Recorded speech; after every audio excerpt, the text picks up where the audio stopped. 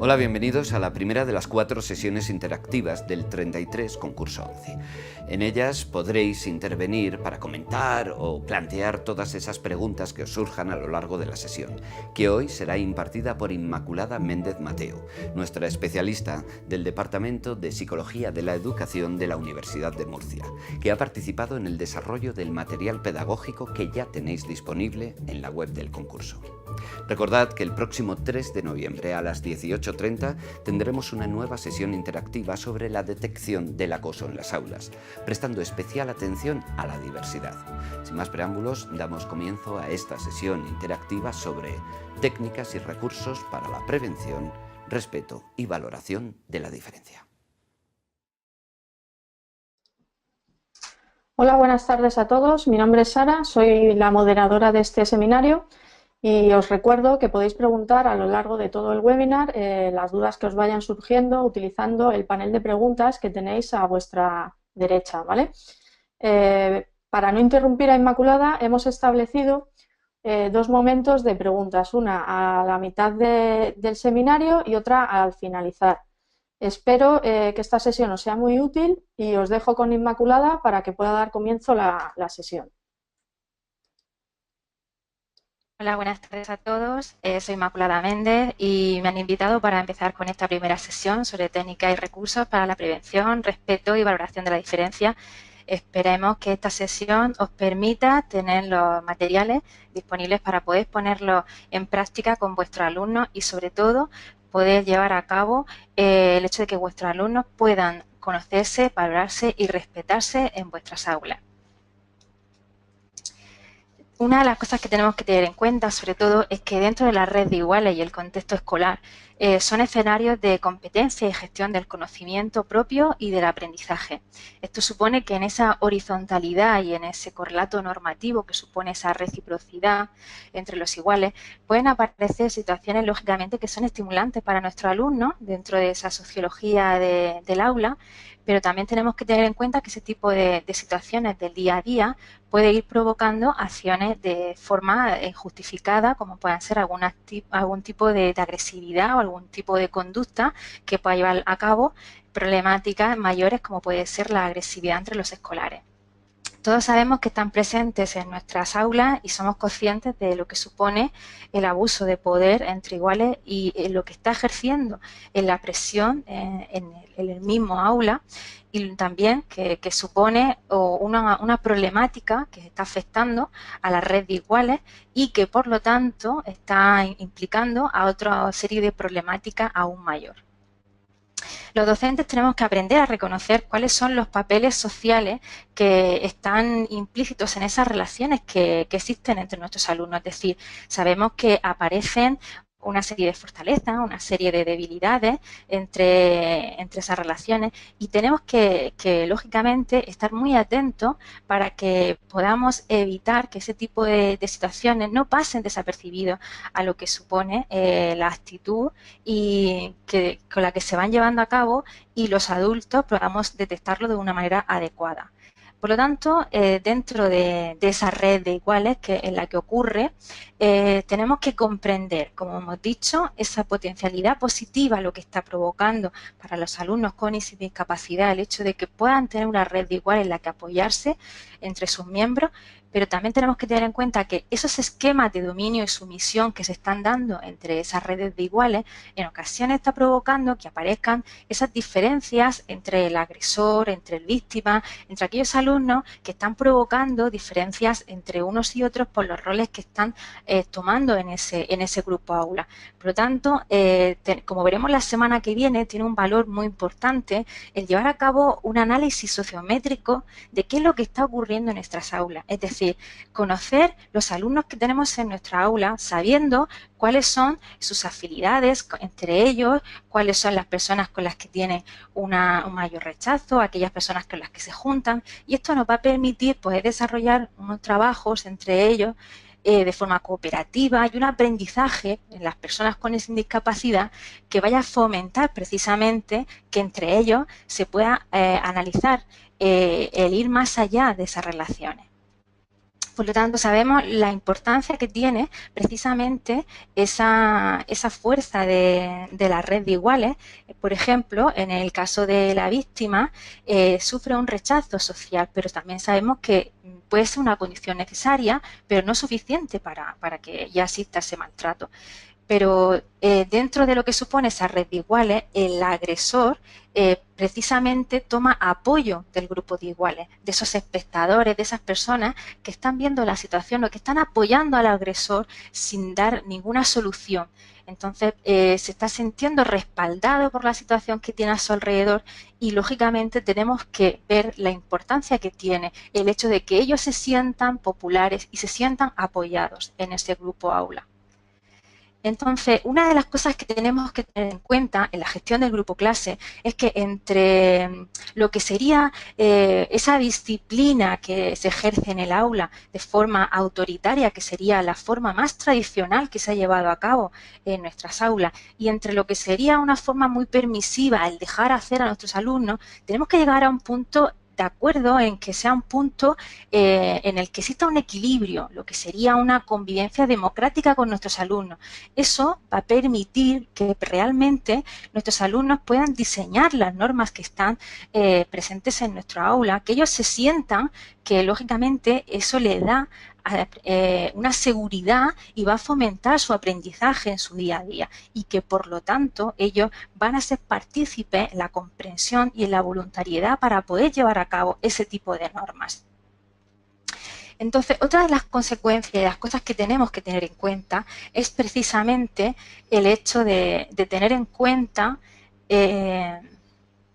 las discrepancias que puedan existir entre la percepción del alumnado y aquellos comportamientos que puedan provocarse en el alumnado. Es decir, una de las cosas que puedan ocurrir es que el profesorado tenga una percepción errónea ante los comportamientos que está llevando nuestro alumno.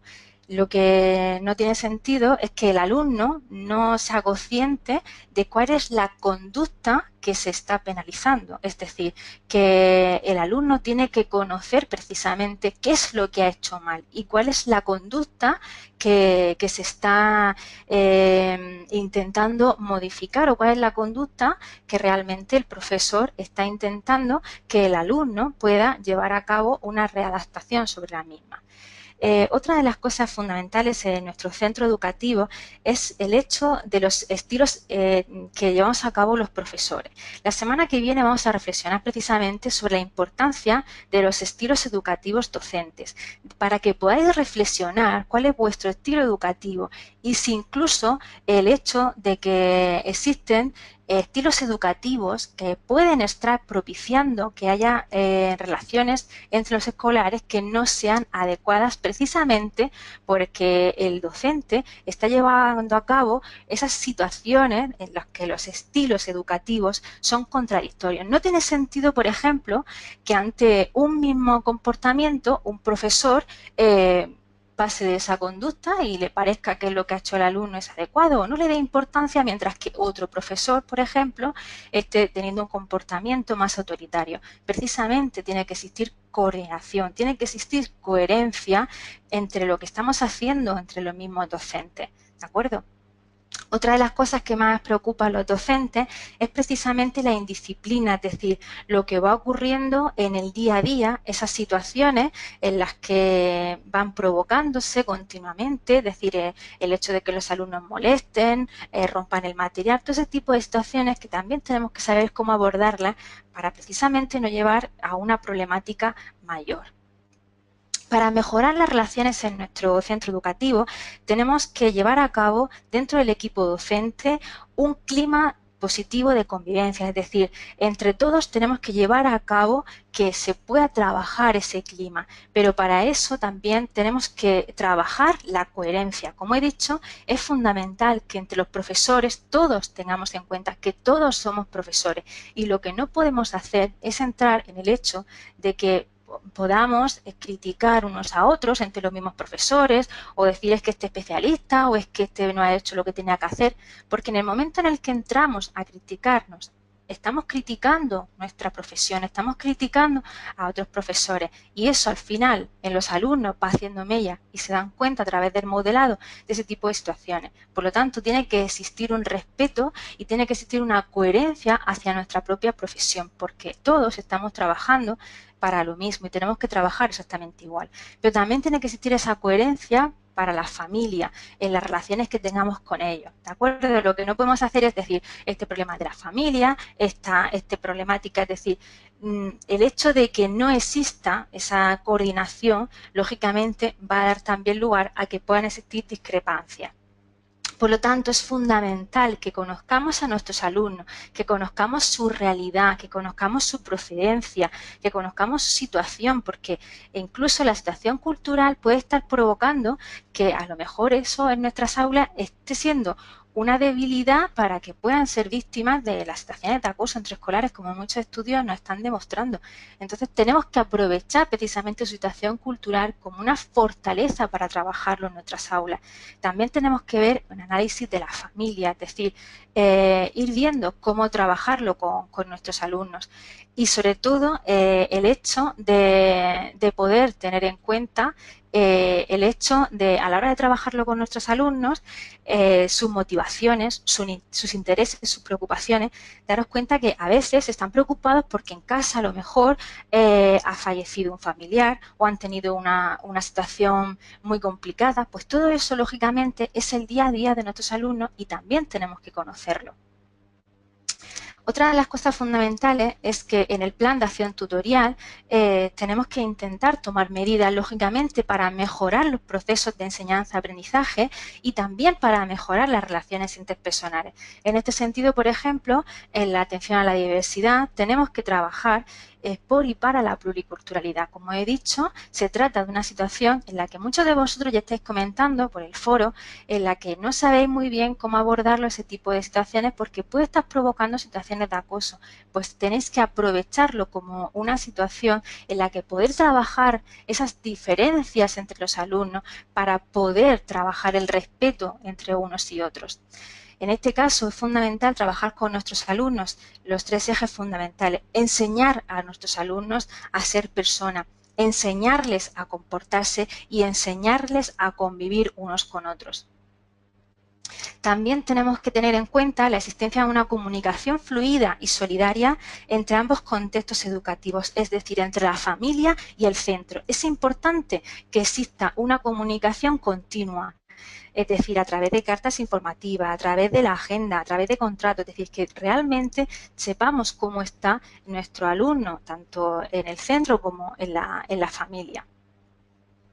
Ahora, entre las estrategias para mejorar la convivencia, tenemos que tener en cuenta el hecho de que exista una participación y una autonomía por parte de nuestro alumno.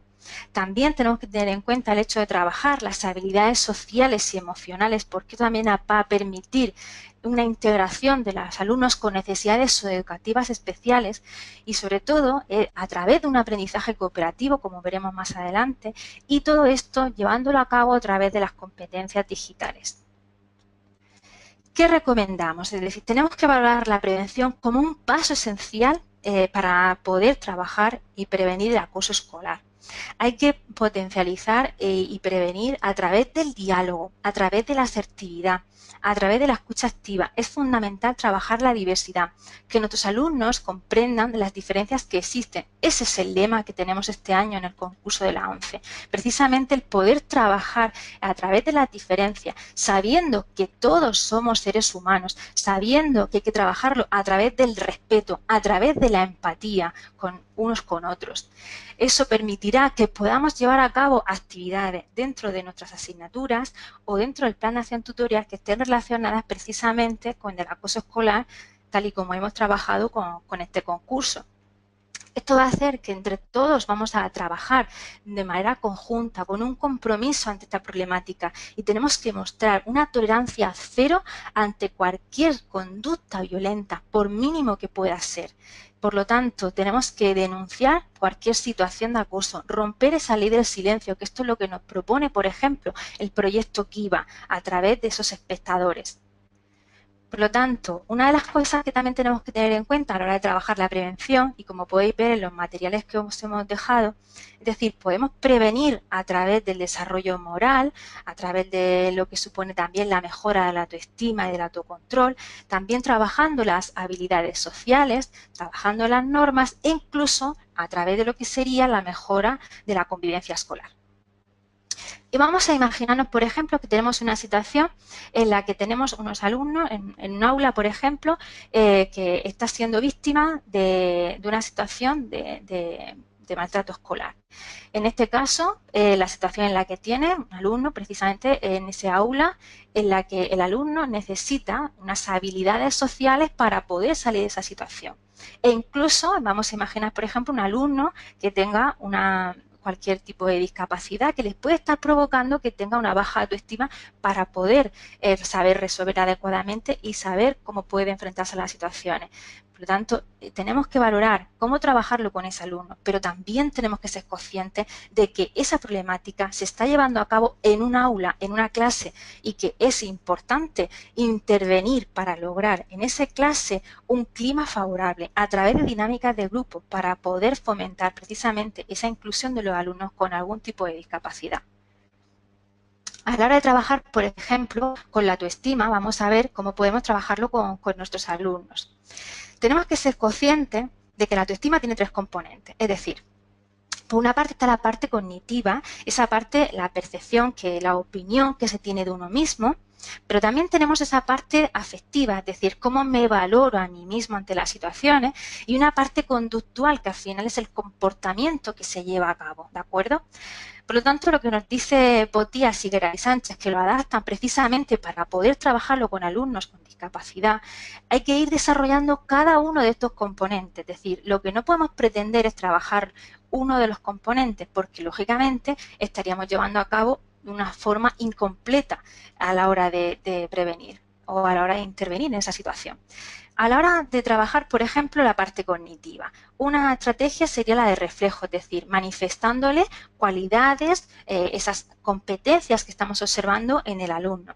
Por ejemplo, ¿qué directrices podríamos darnos? El hecho de que podamos ir desterrando de nuestras expresiones cualquier representación o cualquier situación que pueda ir haciéndole que el alumno no se sienta a gusto. Es decir, tenemos que evitar descalificarle globalmente y menos en público. Lógicamente también tenemos que aprovechar cualquier conducta positiva para poder elogiarle, para que vaya aumentando su autoestima. En la corrección de actividades, sobre todo los alumnos con necesidades educativas especiales, necesitamos hacerles hincapié en los aspectos positivos que van consiguiendo, en los pequeños logros que van teniendo y no resaltar tanto los negativos. Tenemos que ir manteniendo entrevistas de forma individual para que ellos vayan conociendo sus avances a través de las observaciones que vamos llevando y que ellos vean sus rasgos valiosos que van adquiriendo. Por ejemplo, actividades que podemos hacer en el aula, muy sencillas, que podemos ir adaptando según la edad de nuestros alumnos. Por ejemplo, le pedimos a un voluntario que se sienten en el suelo, a los alumnos, y les decimos que vayan expresando, por ejemplo, alguna cualidad que hayan ido observando sobre ese compañero, y vamos aprovechando para que varios de los presentes pues vayan diciendo situaciones en las que, bueno, consideran que el alumno le siente, notan aprecio, que tienen afecto hacia ese alumno. Cuando ya hemos tenido varios alumnos, intentamos que ese alumno que está más necesitado, o bien porque está siendo víctima o porque tiene alguna discapacidad, que el resto le puedan dar precisamente esa autoestima que él necesita, es decir, esa parte en la que él va notando a través de los demás ese reflejo de esa cualidad que él necesita. Por lo tanto, va tomando conciencia, incluso nosotros podemos ir tomando unas anotaciones para que también vayan quedando por escrito y vaya quedando una constancia de ello. Otra de las actividades, por ejemplo, sería a través de lo que supone el hecho de que los alumnos vayan teniendo unos minutos, por ejemplo, de silencio, vayan pensando en unas o dos cualidades relevantes de su carácter y las digan, por ejemplo, en voz alta. Es decir, me siento satisfecho de ser tal o estoy contento de ser tal. Y esto hace que después de cada afirmación le vayamos diciendo a los compañeros que precisamente corroboren lo que ha dicho ese compañero. Y eso también va haciendo que a la misma vez se vayan sintiendo bien consigo mismos. Vamos reforzando precisamente su autoestima, que es lo que pretendemos. Por ejemplo, otra estrategia que vamos a utilizar es la destrucción.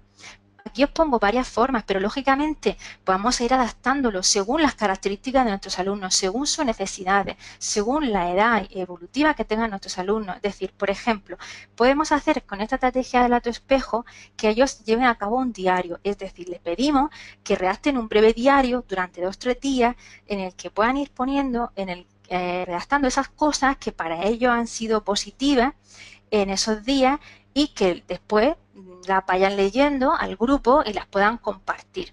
Incluso imaginaros que no lo pueden escribir, pues tenemos que adaptarlo, es decir, que sea a través de pictogramas en caso de alumnos que tengan algún tipo de discapacidad, es decir, todo tenemos que ir adaptándolo según las necesidades.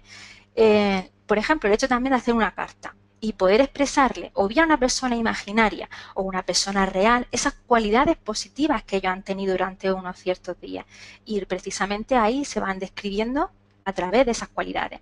E incluso a través de un anuncio de sí mismo, en el que ellos puedan confeccionar, por ejemplo, para un periódico, pues cómo se describirían, cuáles son sus capacidades, cuáles son sus cualidades personales, sus gustos, sus aficiones, precisamente para que ellos reflexionen sobre todo ello. A la hora de la estrategia de instrucción, tenemos que ver el poder que tiene la autoinstrucción, lo que supone la autoverbalización, ya no solo para la propia autoestima, sino porque permite trabajar muchísimas actividades y sobre todo en la base de actividades que podemos ir desarrollando en alumnos con necesidades educativas especiales. Permite que poco a poco puedan ir tomando conciencia a nivel cognitivo de cómo llevar a cabo ese control sobre su propia cognición. Por ejemplo, el hecho de que vayan desarrollando cada día una faceta en la que ellos vayan llevando a cabo un diálogo interno a través de esa autoinstrucción, por ejemplo, de una faceta de ese día, imaginaros que la de soy responsable, y va llevando a cabo esa autoverbalización para que pueda tomar conciencia y cada día según la que se haya ido seleccionando.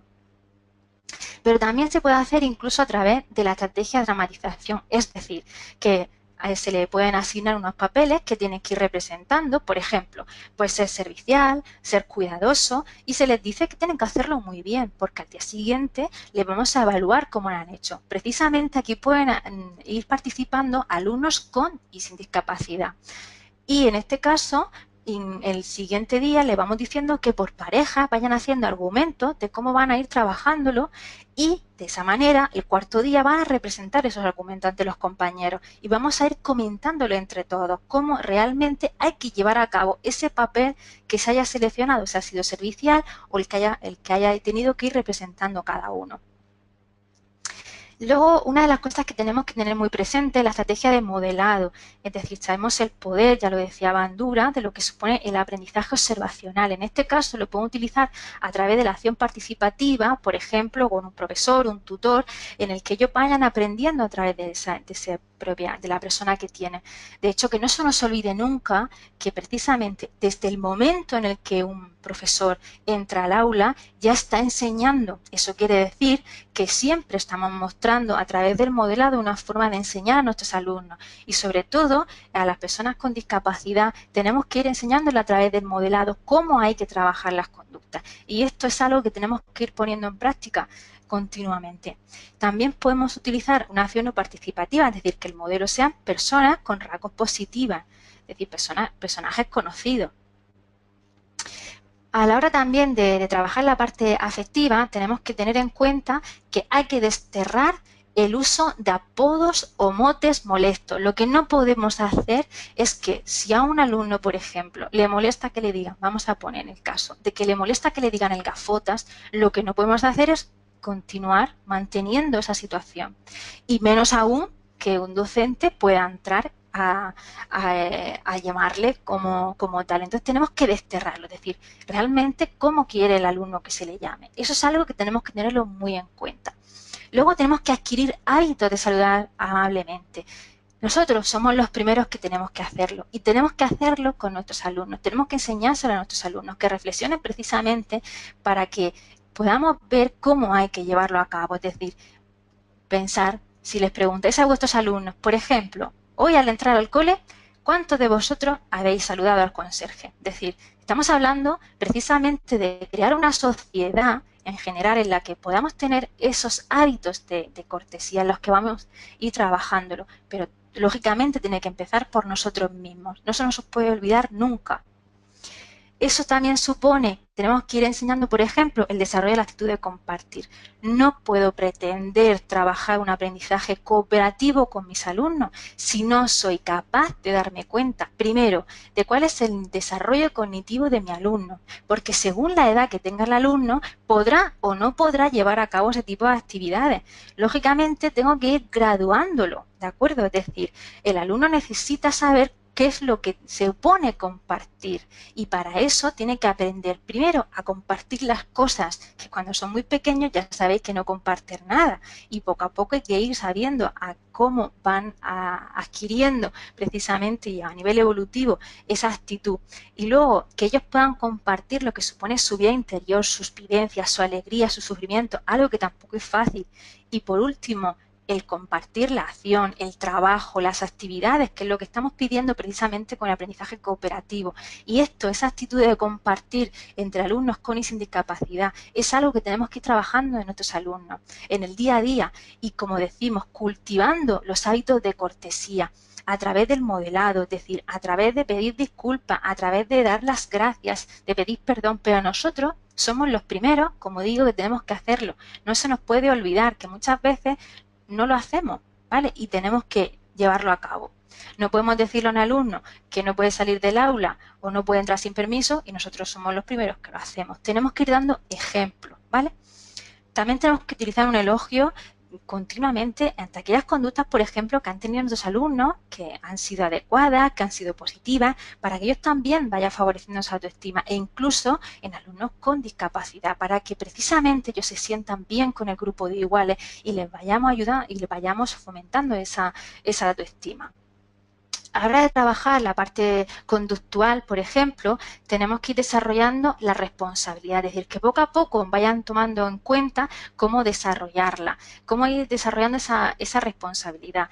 Tenemos que ser conscientes de que estamos formando personas para una edad adulta. Eso supone que en el futuro van a tener que desarrollar un tipo de actividades en las que supone llevar a cabo una responsabilidad. No podemos pretender que lo lleven a cabo en un futuro si no se les ha enseñado previamente.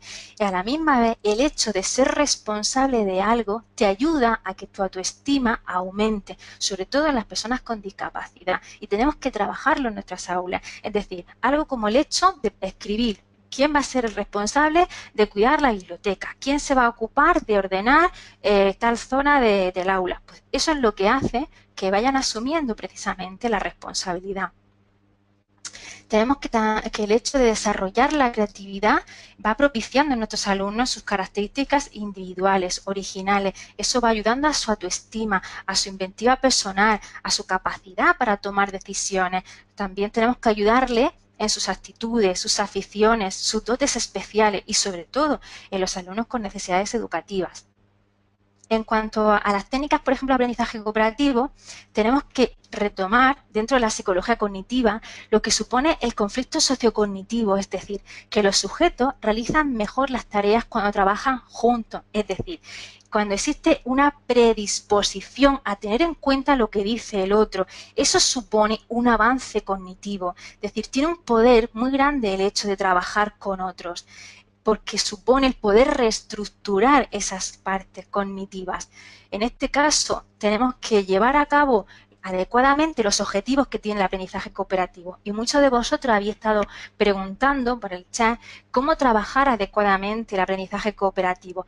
Hay que ir trabajándolo siempre y cuando no se olviden cuáles son los objetivos. Es decir, Tengo que tener a mis alumnos motivados. Ellos tienen que saber que lo que están haciendo les sirve para algo, que tiene un enganche con la realidad social, que eso realmente les va a permitir ver un aprendizaje más allá, un aprendizaje de tipo significativo. También tenemos que ver a la hora de establecer ese tipo de relaciones que realmente se pueda llevar a cabo con alumnos con características diferentes. Y sé que esto, aunque os cuesta, porque algo de lo que había estado comentando, pero es que es la base del aprendizaje cooperativo. Tenemos que trabajar con esas diferencias a través del rendimiento, pues según los grupos sociales, según su estatus, según su cultura. Esa es la base.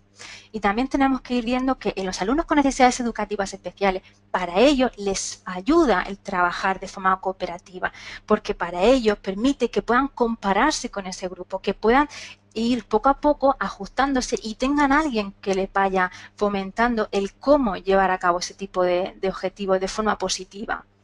Por ejemplo, Díaz Aguado nos habla de cuáles son las fases para poder llevar a cabo el trabajo cooperativo.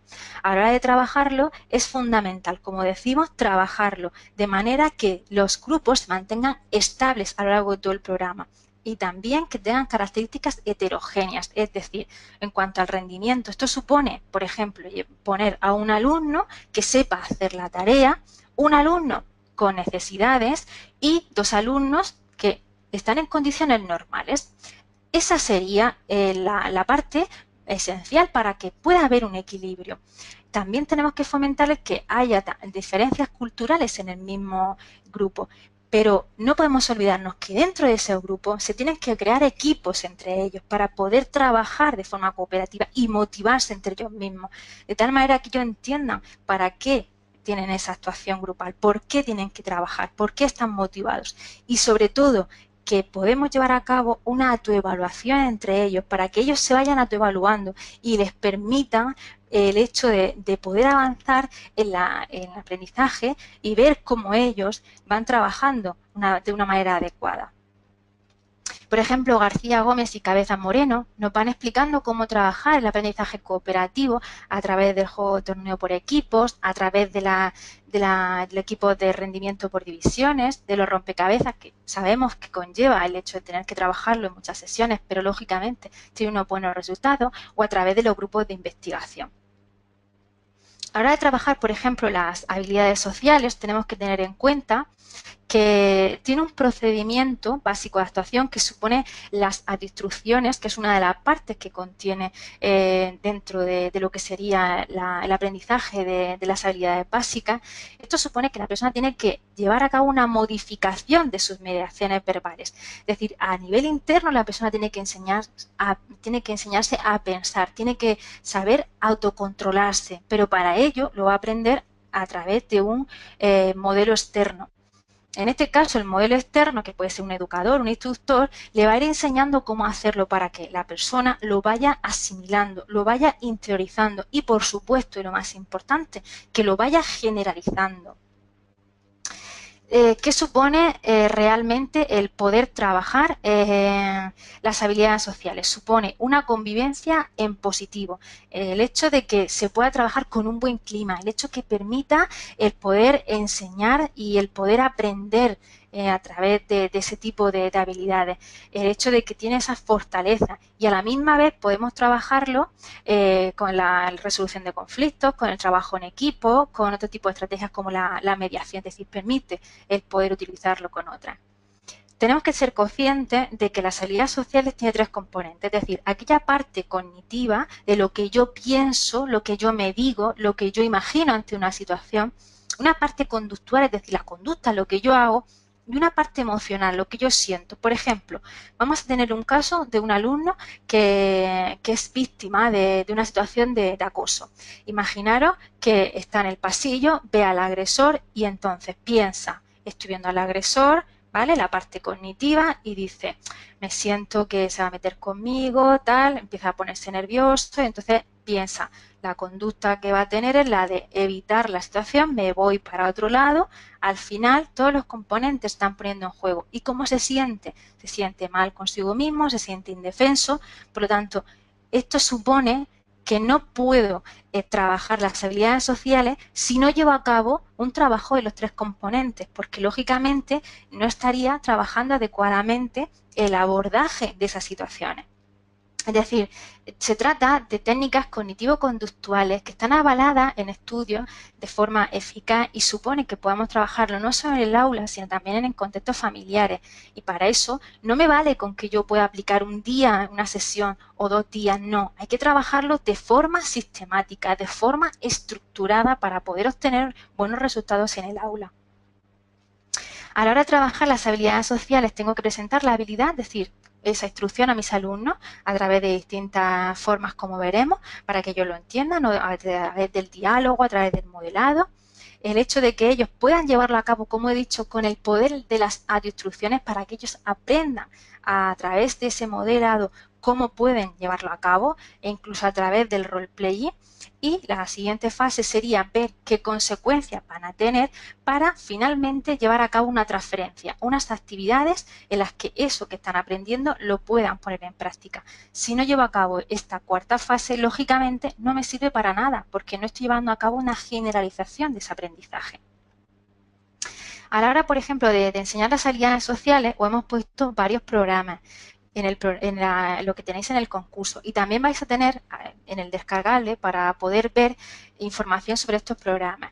Resaltar, por ejemplo, el hecho de que es importante trabajar con nuestros alumnos habilidades no solo las básicas de saber relacionarnos entre nosotros, sino el hecho, por ejemplo, de poder pedir ayuda. Es decir, muchos de los problemas que surgen en las relaciones con las personas precisamente son porque no sabemos pedir ayuda y no podemos pretender que es que la otra persona tenga un sexto sentido para saber lo que nosotros estamos pensando. Todo lo contrario, tenemos que, por ejemplo, aprender cuál es la habilidad para pedir ayuda.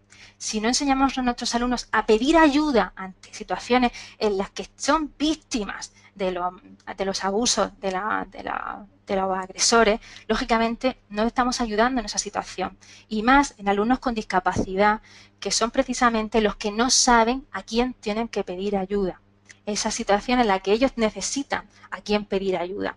Entre los programas que os digo aquí, por ejemplo, el más completo en el sentido de que podéis trabajarlo desde infantil hasta secundaria sería el de cómo promover la convivencia de Inés Monjas, que bueno, ahí se van trabajando desde las habilidades básicas, las emociones, la asertividad e incluso cómo trabajar ante situaciones de agresividad.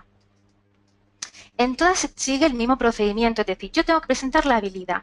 Puedo utilizar una literatura infantil, una literatura juvenil, incluso un modelado en vivo para que ellos vean cómo es esa habilidad, para que ellos realmente la conozcan. O audiovisual, hay muchísimas películas incluso para poder ver el hecho de que los alumnos puedan aprender a través de esos vídeos o a través de marionetas si son muy pequeños. Es decir, tengo que ir adaptando cómo presento esa habilidad. También es necesario el llevar a cabo una práctica de esa habilidad, o bien a través de la dramatización o a través de las instrucciones para que ellos la puedan practicar. Que ellos tengan un reforzamiento de que lo han hecho bien, ese feedback que se les ha proporcionado y finalmente que lo puedan transferir, es decir, o bien para casa o bien con actividades lúdicas, pero que ellos sientan que lo que están haciendo realmente les sirve para algo. Y vamos a empezar con la ronda de preguntas, si os parece. Ok, Inmaculada, te paso la primera pregunta, ¿vale? Perfecto. Vale, ¿el exceso de ratio en el aula facilita el bullying? En cuanto al exceso de ratio, os referí, supongo, que el hecho de que haya muchos alumnos en un mismo aula. Vamos a ver, supongo que la pregunta era por ahí, porque es un poco concreta. Realmente lo que tenemos que ver es, primero, el aula, lógicamente, aunque esa información no la tengo, ¿qué aula es? Es decir, si es en primaria, si es en secundaria. Sabemos que precisamente el bullying va decreciendo conforme aumenta la edad, ¿vale? Entonces, otra de las cosas que tenemos que tener en cuenta es que muchas veces puede darse la situación en que el víctima y el agresor no estén en el mismo aula, ¿vale? Por eso es importante que exista esa comunicación que yo decía en el propio centro educativo, que todos estemos implicados en saber reconocer el bullying, porque muchas veces el víctima sabe que hay un agresor, pero el agresor no está en el mismo aula. ¿Por qué? Porque el agresor puede tener un rendimiento, como muchos estudios nos demuestran, inferior al resto de compañeros, puede estar repitiendo cursos y a lo mejor el víctima, por ejemplo, ha podido pasar de curso y puede ser que el agresor no. Entonces, puede que estén en aulas diferentes. Entonces, tampoco tenemos que ver que el hecho de que haya más alumnos pueda estar provocando que vayamos a tener un mayor porcentaje. Lo que sí que tenemos que ver es que hay aulas en las que nuestros alumnos tienen una buena cohesión entre ellos, todos se conocen, tienen una buena afinidad entre ellos, saben cómo trabajar, y hay aulas que a lo mejor son poquitos alumnos, pero se llevan que no saben quién es cada uno, nadie se quiere juntar con ninguno. Entonces, en esa clase, lógicamente, el nivel de cohesión es muy bajo y hay que trabajar en ese sentido. Creo que más o menos espero haber contestado a esa pregunta.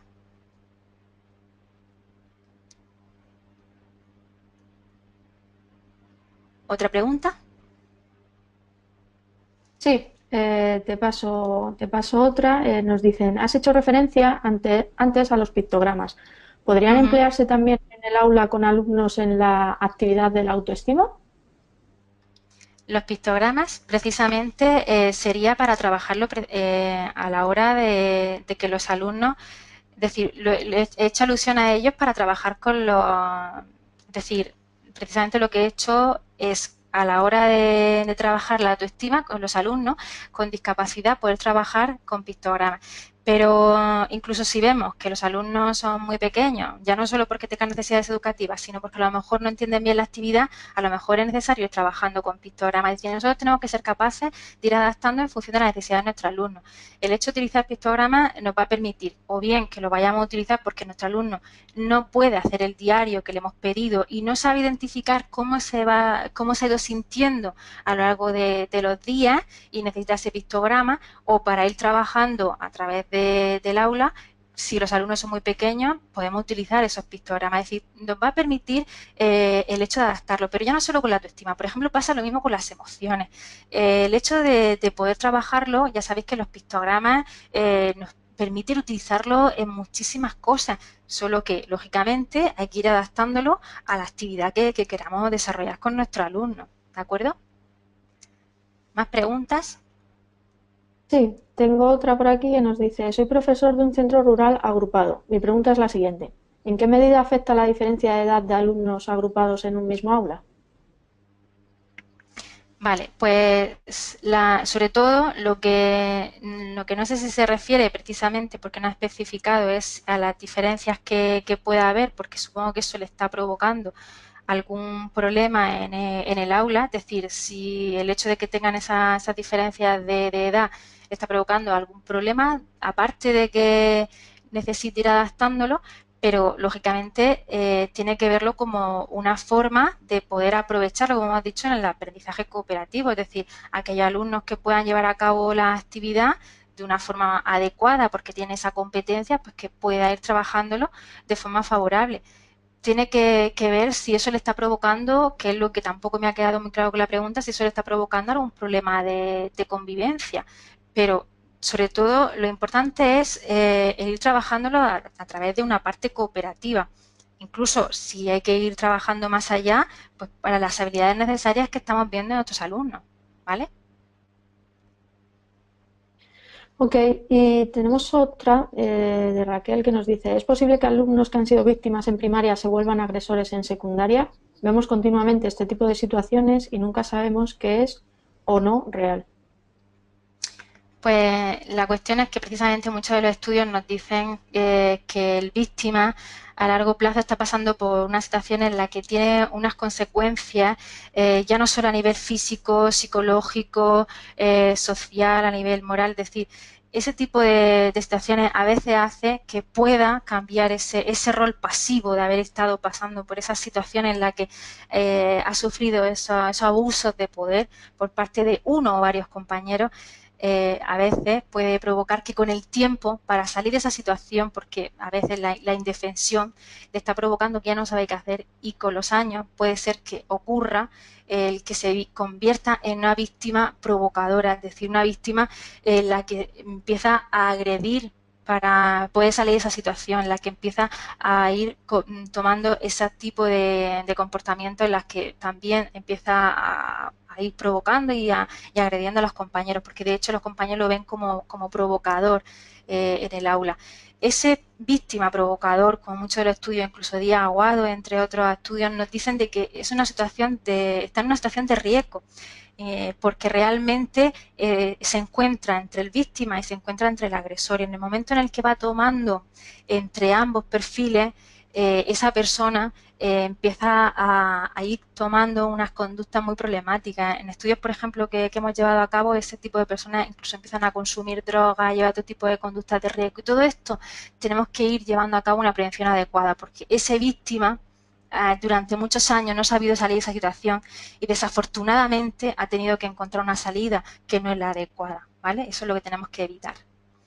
¿Más preguntas? Perfecto, Inmaculada. Tenemos más, pero las vamos a dejar para el final, entonces puedes continuar con la sesión. Vale, perfecto, gracias. Pues seguimos. Por ejemplo, lo que vamos a hacer es intentar que veáis cómo podemos utilizar con nuestros alumnos la habilidad para defender los propios derechos, ¿de acuerdo? Es decir, cómo podemos llevarlo a cabo con nuestros alumnos. Por ejemplo, vamos a imaginar que en la primera parte tenemos que hacer una instrucción verbal, el diálogo, la discusión. Hemos dicho que podemos utilizar lo que supone el modelado, podemos utilizar o bien bibliografía a través de libros, o bien literatura infantil o literatura juvenil, en la que realmente veamos que ese personaje de la historia tiene una situación personal en la que se van violando sus derechos y nos permite poder trabajarlo para que esa habilidad se pueda poner en práctica a través del cuento. E incluso si imaginamos que puede ser en secundaria, en otra situación en la que podamos trabajar con vídeos que existen para que los alumnos puedan ver este tipo de instrucción. En este caso, como ponemos aquí, imaginaros que vamos a utilizar el cuento de la temible niña Saurio, ¿vale? No obstante, Inés Monjas, en el manual de las habilidades sociales en el currículum, ella incluye varios libros que se pueden utilizar, porque si os interesa para que lo sepáis. Y aquí lo que se hace en este caso es que le estamos contando la historia de nuestros alumnos y les decimos que, bueno, que dos niñas en esta situación están obligadas a ser amigas por el hecho de que sus madres lo son.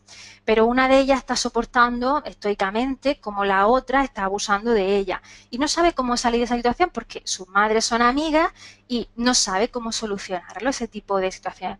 Por lo tanto, la niña idea un plan y ve cómo puede salir de esa situación, ¿de acuerdo? Y en este caso, a través de las ilustraciones, podemos ayudar a los alumnos, si son pequeños o tienen alguna discapacidad, para que puedan entender esa situación.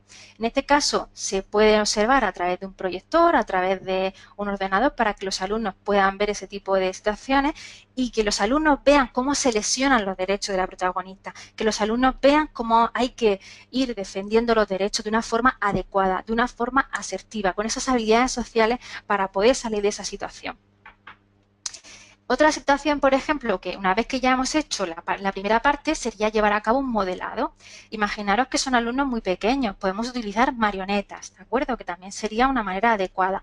O incluso podemos exponer un caso como el que os pongo aquí. Es decir, no siempre tienen que estar relacionados con el centro educativo para que los alumnos vean que esa situación que tienen, lógicamente, se puede generalizar fuera del centro educativo. Por ejemplo, una situación en la que un niño tiene que defender sus derechos y les pedimos que realicen este modelado. El niño, por ejemplo, vamos ensayando como que un niño entra a la panadería y está esperando para que le toque su turno y resulta que llega una señora y se le cuela y el niño se queda pensando y dice, bueno, ¿qué hago? ¿Me callo? ¿Defiendo mis derechos? Y entonces el niño ahí muy retraído, pero empieza con sus instrucciones de cómo tiene que desarrollarlo y al final el niño le dice a la señora, perdone señora, pero estaba yo antes, y entonces al final la atiende el dependiente y el niño ve que eso le ha permitido poner en práctica de una manera adecuada la defensa de sus propios derechos. Otra manera de hacerlo sería a través del role-playing, es decir, que continuamente vayamos utilizando fórmulas en las que podamos aprender a decir no o aprender, por ejemplo, a defender nuestros derechos. El hecho, por ejemplo, de que vayan trabajándolo con parejas de lo siento, pero ahora no puedo ir, lo siento, tiene que ser más tarde, perdona, pero ahora me es imposible. Es decir, que puedan ir trabajándolo con los compañeros y ellos vayan practicando precisamente una fórmula de manera asertiva para poder decir no. Pero lo más importante es que estas actividades hay que generalizarlas. No me sirve de nada, como digo, trabajarlas en el aula si eso no se puede generalizar. Es decir, sería adecuado el poder llevar a cabo un cartel de los derechos, otro de los deberes, en el que ellos lo vayan viendo y, por ejemplo, en el momento en el que uno de esos derechos no se han tenido en cuenta o uno de los deberes que tenían que realizar no lo han llevado a cabo, pues que la maestra, por ejemplo, o el maestro diga, oye, mira, esto que hay aquí, vamos a recordarlo tal, precisamente que lo vaya viendo cada vez que se viola alguno de esos derechos y que ellos puedan tenerlo presente a través de esos carteles que ellos van elaborando. Incluso para que ellos lo vayan generalizando, se puede grabar un vídeo, es decir, en este vídeo se puede hacer de una manera adecuada en la que se pueda adaptar a los alumnos con necesidades educativas especiales. Puede participar incluso la familia y ellos van viendo en el vídeo actividades en las que puedan generalizar ese tipo precisamente del hecho de poder defender asertivamente sus derechos. Por ejemplo, una situación cotidiana que se les puede dar en su día a día, pues por ejemplo unos niños que llevan montado mucho tiempo en un columpio y otros niños quieren montarse, están ya cansados de esperar y entonces deciden cómo van a defender sus derechos. Pues entonces uno de ellos dice, nosotros también tenemos derecho a montarnos en los columpios, ya sabéis que en el colegio existe una norma, pues cada tanto balanceo, pues se deja que pueda montarse el siguiente en el columpio. Entonces, es una manera en la que los alumnos vayan aprendiendo respuestas asertivas para poder llevar a cabo una defensa adecuada de los propios derechos. Se puede hacer con muchísimas actividades, con muchísimos ejemplos, para que se vayan adaptando pues, según la edad de nuestros alumnos. Y otra cosa fundamental es la participación de la familia.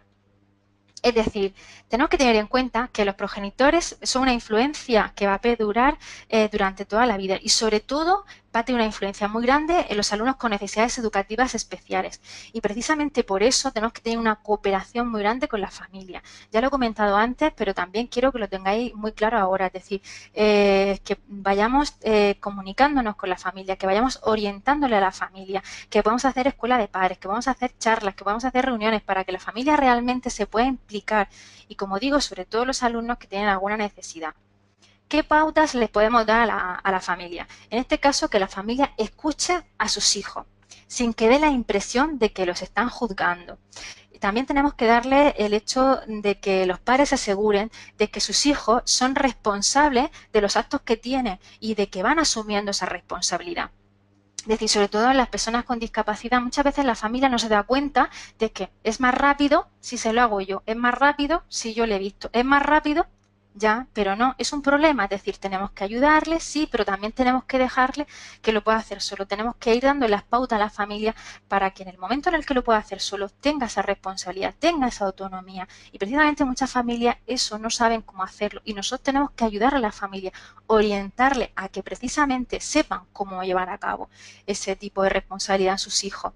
También tenemos que estimularle a la familia a que sepan que sus hijos tienen que ir llevando a cabo actividades en las que tengan pequeños objetivos, en las que puedan llevar a cabo las actividades con éxito. Lógicamente, actividades que puedan realizar de una forma adecuada. Y también que el hijo sepa qué es lo que se espera de ellos, porque muchas veces se sienten desilusionados porque los padres esperan grandes cosas de sus hijos o a lo mejor es la percepción que tienen precisamente los niños, que ellos creen que esperan que sus hijos, porque los papás de no sé quién, porque los papás de tal, pero no, realmente tienen que saber qué es lo que esperan las familias sobre sus hijos, ¿vale? Tienen que estar informados. También es fundamental trabajar con la familia el hecho de que puedan ponerle límites a sus hijos. El hecho de que puedan aprender a autocontrolarse. Por ejemplo, los alumnos que no saben llevar a cabo esa capacidad de autocontrol, al final van a ir provocando esas situaciones de agresividad, el no controlar su ira. Por lo tanto, si no se va controlando, va a ir a un problema cada vez mayor. Y el hecho de ir desarrollando el concepto de persona singular, es decir, tenemos que animar a los niños a que no pasa nada porque tú tengas ideas que pueden ser diferentes a las que tengan tus padres, los que tengan tus hermanos, aunque los estudios nos dicen que normalmente se tienen las ideas cuando son muy pequeños similar a las que tienen los padres, hasta que ya empiezan en la adolescencia y empiezan con la red de iguales y a verse influenciados, pero no pasa nada porque vayas teniendo una opinión diferente a los padres. Y también hay que tener ese concepto de persona singular, de que vayan teniendo unas elecciones diferentes, destacar aquello positivo que los hijos vayan haciendo bien. El hecho de que vayan fomentando la creatividad en sus hijos es algo que los padres muchas veces no saben cómo abordarlo, pero es adecuado que lo vayan trabajando no solo en las clases, sino que le digamos cómo trabajarlo en la casa. Es recomendable el hecho de informar a las familias sobre los programas y solicitar su colaboración. Su colaboración y estar informados de todo. Es decir, tenemos que darnos cuenta de que muchas veces que nos dicen es que mi hijo tiene un problema, es que mi hijo no va bien, es que mi hijo... No, el problema no lo tiene el hijo. El problema es que la familia tiene un hijo que tiene un problema, es decir, ese hijo muchas veces es portador de problemas que hay en el ámbito familiar. Entonces nosotros a veces desconocemos esas situaciones, por lo tanto tenemos que conocer qué es lo que está ocurriendo, porque en un ámbito familiar, como yo digo, hasta el loro, hasta el perro están influyendo en el hijo. Es decir, tenemos que ver qué es lo que está ocurriendo en las relaciones con los hermanos, en esas relaciones en las que a veces pueden ser adecuadas o no, en las que puede existir un modelado, en las que pueden estar ocurriendo situaciones entre padres de cualquier tipología que lógicamente están influyendo, y todo eso tenemos que tener un conocimiento para poder llevar a cabo una colaboración en los programas que estamos realizando. Es necesario que vayamos informando a la familia cada cierto tiempo, de tal manera que podamos ir realizando con informes y con programas continuos para que las familias sepan realmente los programas que estamos llevando a cabo, la efectividad o el trabajo que estamos haciendo, es decir, que sepan la utilidad de ello. Y para eso es fundamental realizar reuniones de seguimiento a lo largo de todo el programa. Bueno, ronda de preguntas. Perfecto. Te paso la primera, ¿vale? Nos dicen cómo podemos ayudar, entre comillas, a los agresores a romper el rol que a veces mantienen por sobrevivir. Vale, en este caso tenemos que ver precisamente ese rol ese rol que decís que pueden estar manteniendo para sobrevivir. Puede ser que a veces, como decimos, el propio grupo le esté influyendo, es decir, esa presión que tiene el grupo de iguales porque les hace populares, precisamente es lo que hace que ellos se sientan muy cómodos con la situación que tienen, porque lo que están haciendo, precisamente si nadie hace nada, ellos ven que la situación es perfecta, porque ven que la violencia se puede consentir, ven que hay una impunidad. Entonces, precisamente, hay que romper todo eso, hay que romper ese ciclo, hay que hacerles ver que esa ira que están mostrando, esa agresividad que están mostrando, tiene detrás muchísimas cosas. Es decir, a veces puede ser situaciones de agresividad que se estén mostrando en el aula, pero como digo, a lo mejor puede ser situaciones en las que, por ejemplo, puedan estar sufriendo malos tratos en la casa, que eso aparece en muchísimos casos, y eso es algo que ellos aprovechan precisamente la situación en el aula para poder agredir, precisamente porque ellos están siendo agredidos. Entonces tenemos que ver cómo trabajar con ese agresor, ir programando, como veremos en las sesiones siguientes, cómo hay que trabajar con él ese control de la ira, ese autocontrol, para que él vea que se puede salir de esa situación, que puede tener compañeros, que puede trabajar con ellos, que esa situación en la que él a lo mejor está aburrido, está despreocupado por los estudios, porque incluso ha estado repitiendo curso, como muchos estudios nos muestran, que tiene inadaptación escolar, ya pasa de ir a clase. Entonces, esa situación de desmotivación que tiene está haciendo que no le apetezca el integrarse. Pero tenemos que romper con todo eso. Tenemos que llevar a cabo también un acercamiento con el agresor. ¿De acuerdo? ¿Más preguntas? Sí, nos dicen por aquí, no sé si he entendido bien. ¿Me podrías decir si es bueno que los alumnos como amigos en la clase les digan qué actitudes deben de cambiar?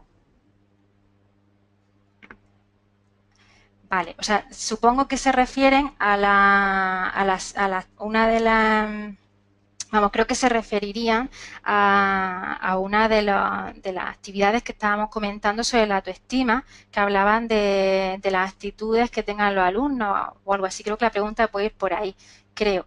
Porque claro, esto de que sean tan escuetas las preguntas sin saber un poco el contexto que queréis, pues complicado.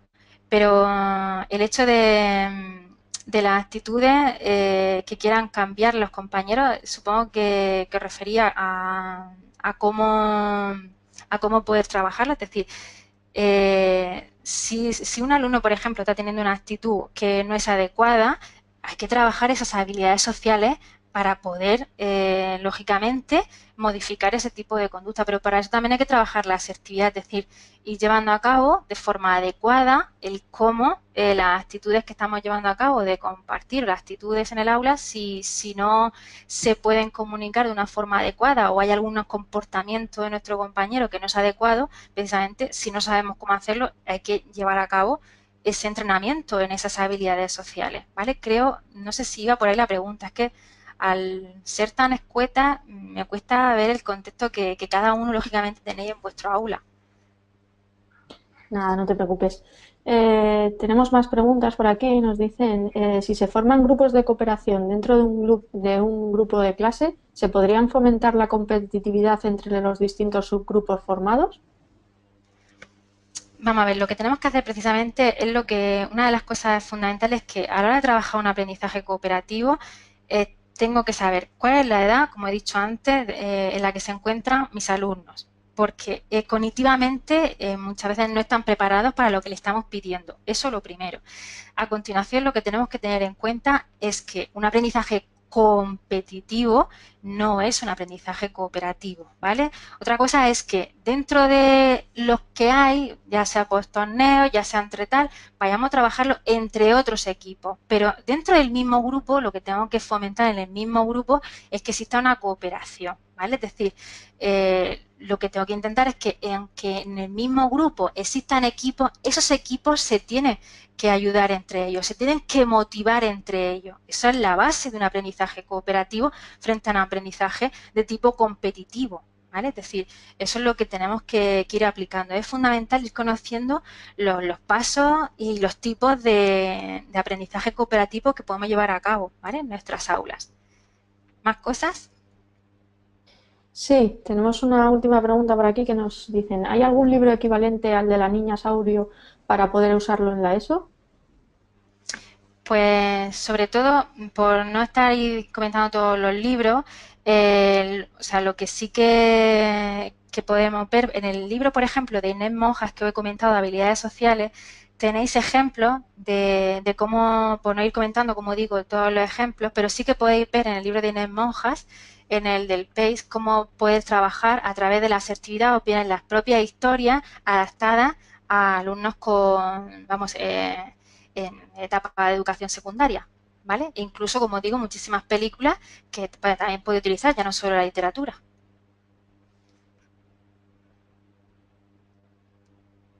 ¿Alguna cosa Ok, más? pues en principio hay más preguntillas, pero bueno, vamos a terminar por aquí, si te parece bien. Vale, vale. Sí, porque creo que ya vamos justo de tiempo, ¿no? Ujú. Vale, entonces, pues bueno, deciros que han quedado algunas preguntas en el aire, pero que no os preocupéis, porque os las vamos a contestar todas. Dejaremos un apartado en la web con las ya contestadas y estas que faltan por contestar. ¿Vale? No queremos dejaros con ninguna duda, entonces no os preocupéis que van a estar a vuestra disposición. Además, vais a poder ver este webinar cuando lo colguemos en la web y en nuestro canal de YouTube.